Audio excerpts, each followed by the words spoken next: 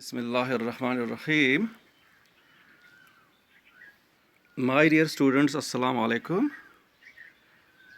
I welcome you to the class of fiber optic communication.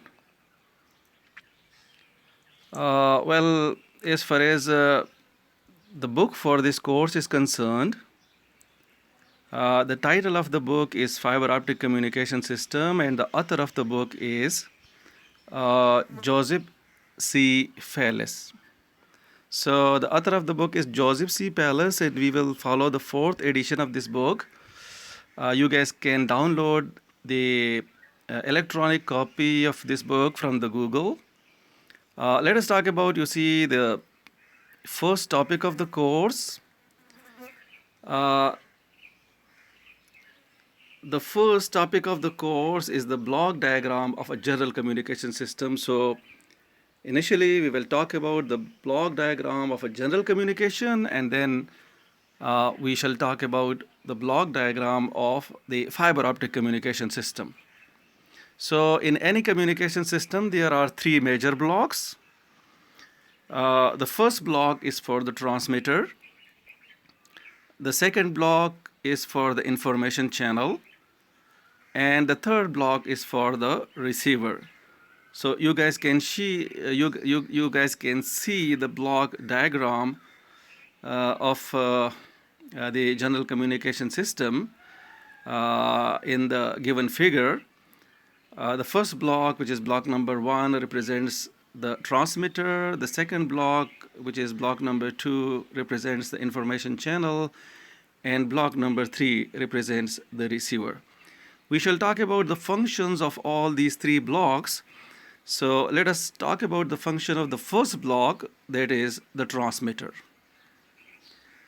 So what we do with the help of a communication system, basically we transmit information from one place to another place. We transmit messages from one place to another place. So if you want to transmit a message with the help of a communication system from one place to another place, we need to generate this message. So the message that is to be transmitted with the help of a communication system is generated by its transmitter. So this is the main function of the transmitter, that this transmitter will generate the message for you guys. And then we know that we will transmit this message with the help of information channel from one place to another place. So as far as the information channel is concerned, the information channel does not support each and every kind of format of the message. So it supports a proper format of the message. Now this is the function of the transmitter to put this message into a proper format, the format which is supported by the information channel. So these are the two major functions of the transmitter. Function number 1, it generates the message, and function number 2, it puts this message into a proper form for transfer this message into the information channel. So this is the function of the transmitter. Now let us talk about the function of the information channel. What is the information channel? So information channel is basically a medium.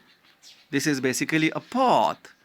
The path between the transmitter and the receiver is known as medium, or the information channel. The signals or the messages travel along this path.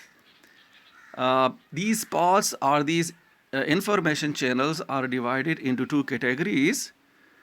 Let us talk about these two categories now.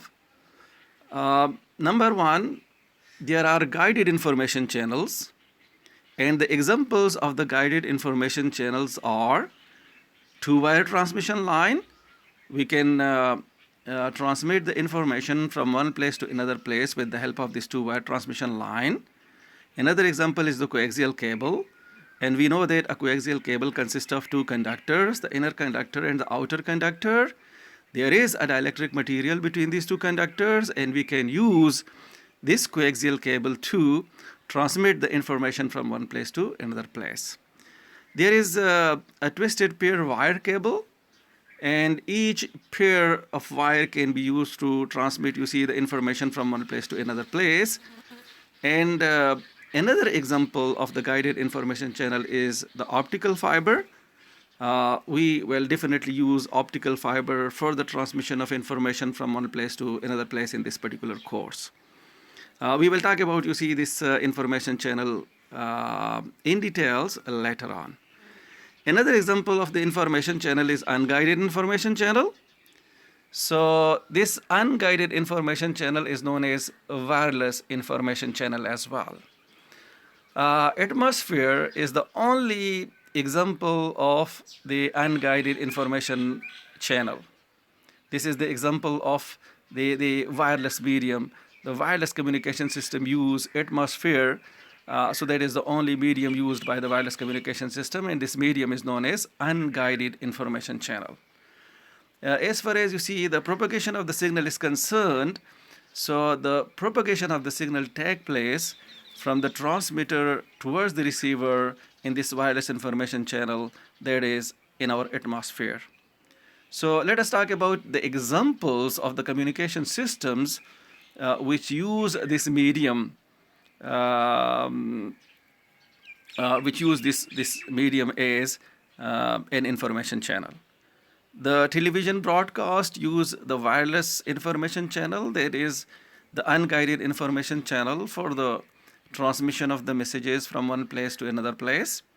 Similarly, radio broadcast is the example of the communication system that use the same medium for the transmission of the information from one place to another place.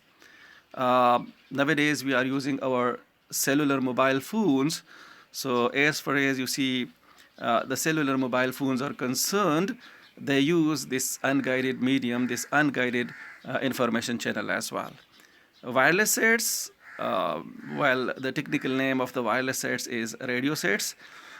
These wireless sets, these radio sets use the wireless information channel as well. Well, whenever the signal travels from one place to another place in any medium, we don't care whether the medium is guided medium or it is an unguided medium. The reduction in the energy of the signal will take place in the medium, and this phenomena is known as attenuation. So whenever the signal travels from the transmitter towards the receiver, the energy of the signal will reduce with respect to the distance traveled by the signal. In other words, the attenuation of the signal will take place. We talk about the function of the third block, which is the receiver. So the function of the receiver is to receive the signal or the message efficiently from the information channel, and then extracts, you see, the proper information from this message, from this signal. If the signal contains sound, the receiver will deliver you the proper sound. If this information contains an image, so definitely the receiver will deliver you an image. And if there is a video in this signal, then the receiver will display the video for you guys. And if there is a data in this particular signal, then the receiver will display the data for you guys. So the major function of the receiver is to receive the signal from the information channel and then extracts the proper information for the users. So this is something about the block diagram of the major communication system. In the next lecture, we will talk about the block diagram of the fiber optic communication system. There are some more blocks in the transmitter. We will talk about the function of all those blocks in the transmitter, and there are some more blocks in the receiver as well. We will talk about the function of all those blocks on the receiving side. So thank you so much. Stay blessed.